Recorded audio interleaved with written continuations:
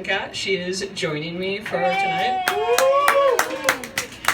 And I'm going to be reading a chapter from my first book of a trilogy, Last Chance for Slow Dance. This is Little Joy. And yeah, so, alright. You ready? Oh, wait, Valerie, are you recording? Okay, so my dad is super supportive, and he always asks me to record. So if everyone could just turn to this camera and just say, "Hi, Bob," that would be amazing.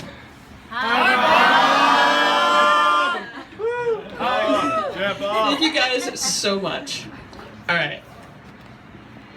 Also, I apologize. I don't apologize if you recognize yourself or anyone in this.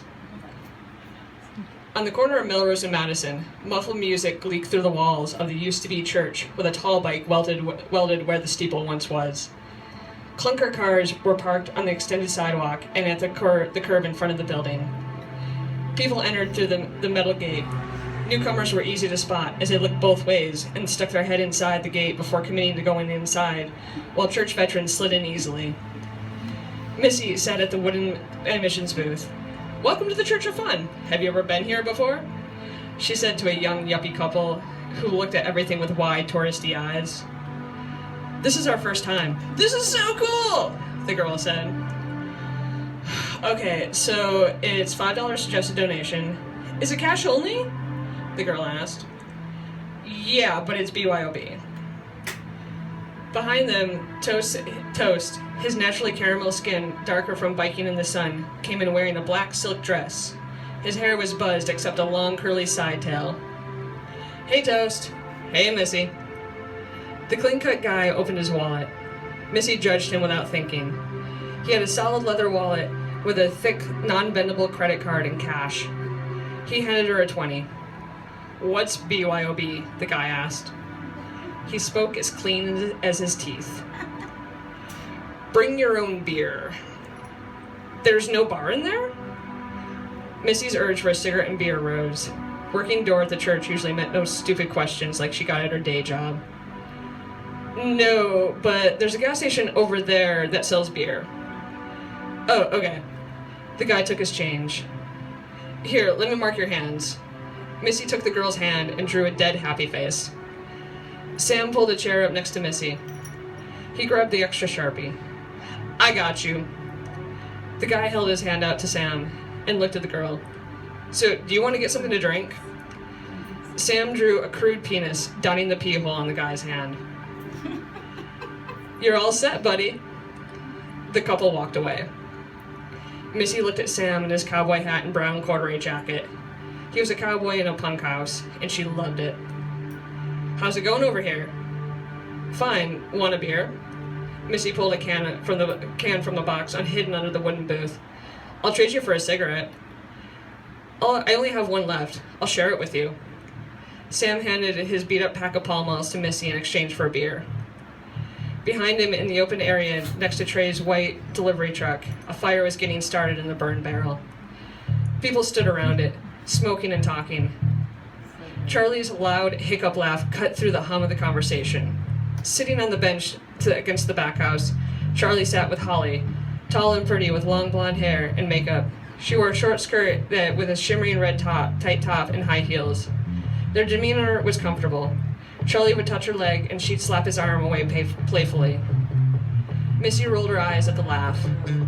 "What?" Sam's big blue eyes looked into Missy's. "Fucking Charlie." Holden turned into the gate. She was over the day with little interest in being at the church. She worked part of the day and got a phone call from her brother in Indiana. Her stomach had dropped when she saw his name come up on her phone. They weren't close. The only reason they spoke at all was their blood relation. "Hey, Holden." Sam got up and hugged her. She hugged him tighter than he expected. "You okay?" "Yeah, I just talked to my brother today." Holden sucked tears back from her eyes. Secretly, she wanted to cry her eyes out on Sam's shoulder. "Oh, shit." Missy held a beer out to her. "Sam, can you take over?" Missy stood up. "Yeah, sure." Missy slipped her arm through Holden's elbow and led her to the covered patio next to the fire. Music played from a phone on the outdoor speaker. People yelled for attention over the music. Holden and Missy sat on the end of the bench next to the shit dog table and kicked their feet up on the oversized coffee table. "What's up?" Missy pulled her cigarettes out. "Do you have a lighter?" "Of course. Always have a lighter. I never have cigarettes, but I always got a lighter." "So, what'd your brother say?" Holden took a long drag, touched her fingertips to her forehead. "He said Nana has opted out of treatment and is going home next week." "Oh, shit." "They said she's got some time, maybe a month or two, obviously longer if she did treatment. But she said, fuck it." "Is she getting hospice?" "Not yet. I don't know if she even will." Missy hugged Holden tight. Holden put her head against Missy's shoulder. Missy set her cheek against Holden's hair. They rocked for a minute, blocking out the noise from the rest of the patio. "Holden!" Charlie yelled. His pupils were saucers. "Hey guys, the band's about to start! Let's go check them out!" Missy had let Holden go, but held her hand. "Want to go in? Freddie's probably in there." Charlie waved his hands back at him. Come on! He leaned in, slipped his meat paw hands under Holden's legs and back. He braced his feet and lifted her up. "Coming through, guys! Coming through! I got a hot potato!" He yelled as he ran through the hallway to the main space.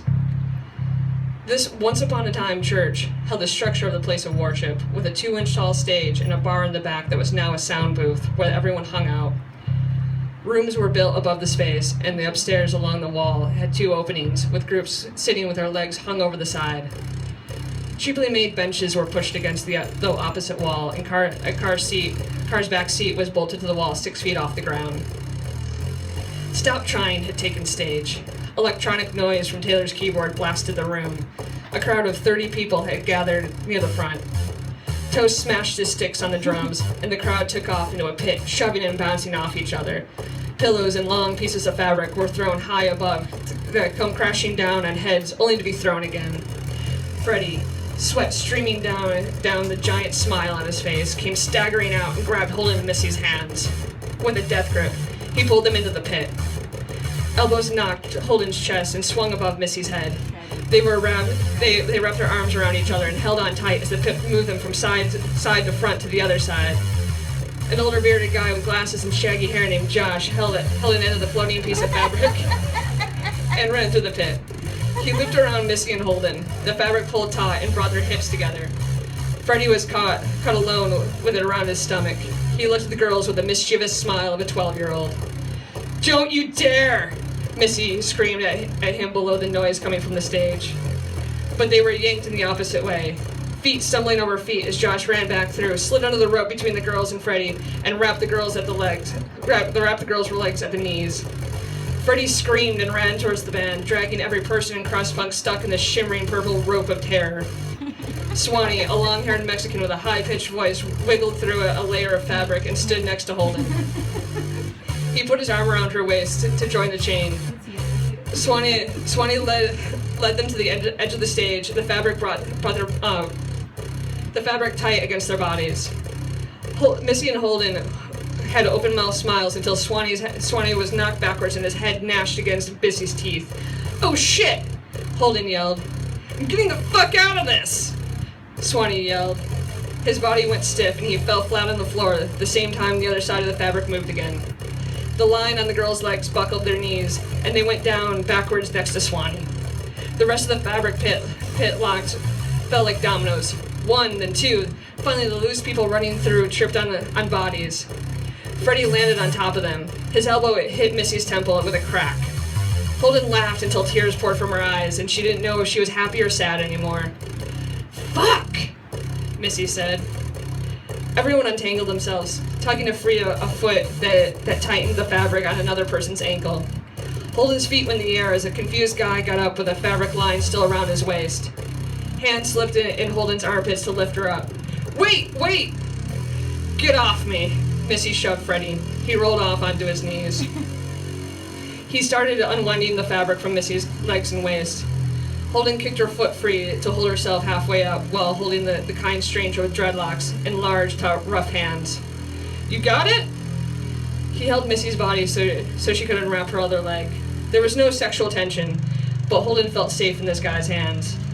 She had a rule of no more church people, which she didn't plan on breaking even for this tall, black-as-midnight man with long dreads and thick lips. He was crazy. Holden didn't need to see his eyes to know. She lacked trust for people wearing camouflage, especially cargo shorts, who weren't hunters. The band ended the song. "Thanks, guys," Toast said, and wiped his face on his shirt. That was intense. "Toast!" Missy yelled and pointed at Freddie. "Right, so I hear we have a birthday in the house." People cheered as they untangled themselves to stand. "Happy birthday to you." Arms are slung over shoulders with Missy in the middle, or with Freddie in the middle. A muffled, drunken, rambling "happy birthday" came out of the mouths of this crowd, with Toast and Taylor leading a punk rock noise rendition of the song. "Happy birthday, dear Freddie, dear dum-dum," Missy yelled at him. "Happy birthday to you." The crowd erupted in a yelling cheer as Toast and Taylor kicked it into the next song, and the pit started all over again. Josh slammed through, shoulder-checking everyone he came across. Swanee ran around the crowd with the fabric and tied it off, enclosing everyone in one big ball. The people mass moved organically, shifting from side to side, front to back, as people attempted to keep some semblance of balance. "Yeah!" The giant with dreadlocks yelled as he stepped forward to push them. His size 13 combat boot came down on Holden's foot. "Oh, fuck!" she yelled as she went stumbling backwards. "Let's get the fuck out of here," Missy said. Missy pulled the fabric off and dropped to the floor. Holden followed, and 5 people tripped over them, sending the crowd into a pile in front of Taylor. "You okay?" Holden asked. Freddie crawled out of the wreckage of people to lie his head on Missy's lap. "This asshole fell on my head." Missy slapped Freddie's shoulder. "Yeah, I got stepped on by that dude." "Yeah, let's go. Irish exit out." "Let me find Charlie. I'll meet you guys outside." Holden ran through the main space, hung left down the hallway to the patio. Freddie and Missy looked at each other, Missy holding her head. "We should stop by the gold room," Freddie said. "We'll have them put ice in a napkin for you." "Freddie, you cracked my head. I want to go home." "Look, it even hurts when I move my jaw past this point." Freddie lightly nudged Missy's chin with his fist. "I like the cut of your jib." He did it again. "I like the shut of your mouth." "Hey, let's go," Holden yelled from across the space. Freddie and Missy looked at her. She bolted out the side door. Outside, people hung out in small groups. Loud conversations and drunken laughing. Holden was partway through a cigarette when Freddie and Missy came outside. "Where's Charlie?" Freddie patted his pockets. Holden handed him her pack. "He's not coming with us." Freddie lit his cigarette. He blew smoke up over his face. He looked like a junkie in the street lamps backlighting him. His eyes were bloodshot and his skin sweaty and greasy. His lips curled in to hold the cigarette wasn't helping either. If Holden were a different person, she'd have told him he looked like what she imagined his brother looked like. A junkie. Because it's in your blood, right? But she wouldn't. That wasn't who she was. His question was innocent. Even though he knew how Charlie was, he was still a drunk